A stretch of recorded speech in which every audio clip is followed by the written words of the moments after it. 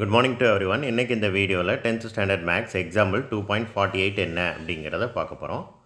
How many terms of the series make the sum 1365 அப்படின்னு சொல்லி கேட்டிருக்காங்க. அப்படின்னா என்ன அர்த்தம்? ஹவு many termsன்னு கேட்டாலே என்ன அர்த்தம்? என்னோட வேல்யூ என்ன அப்படிங்கிறது கேட்டிருக்காங்க அப்படின்னு அர்த்தம். போன சம்மில் ஏயோட வேல்யூ என்னன்னு கண்டுபிடிச்சோம். இந்த சம்மில் என்னோட வேல்யூ என்னன்னு கண்டுபிடிக்க போகிறோம்.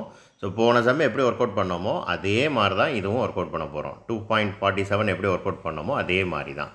ஸோ தெரிஞ்ச வேல்யூவெல்லாம் இந்த ஈக்குவேஷனில் சப்ஸ்டிடியூட் பண்ணுவோம்.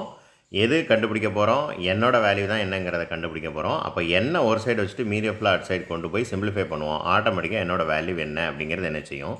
வரும். இப்போ பாருங்கள், ஏயோட வேல்யூ வந்து என்னது? 1. ஓகேவா? சப்ஸ்டிடியூட் பண்ணியாச்சு. சப்ஸ்டிடியூட் பண்ணியிருக்கிறாங்க. அதுக்கப்புறம் ஆரோட வேல்யூ எவ்வளவு? Second time divided by first time 4. ஆரோட வேல்யூவும் 4ன்னு என்ன செஞ்சாச்சு? சப்ஸ்டிடியூட் பண்ணியாச்சு. என்னோட வேல்யூ என்னன்னு தெரியாது, அதை விட்டுருக்கோம்.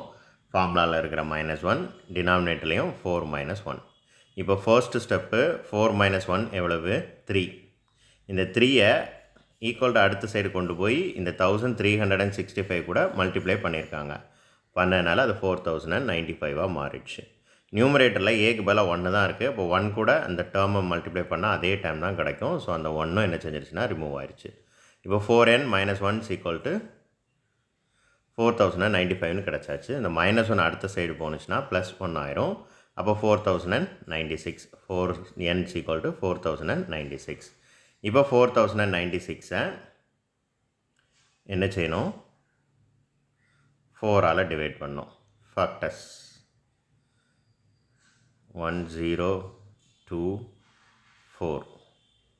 மறுபடியும் 4, 2 4s are 8, 22, 5 4s are 20, 2 6 4s are, மறுபடியும் 2 6 4s are, சாரி 4 வச்சு பண்ணணும்.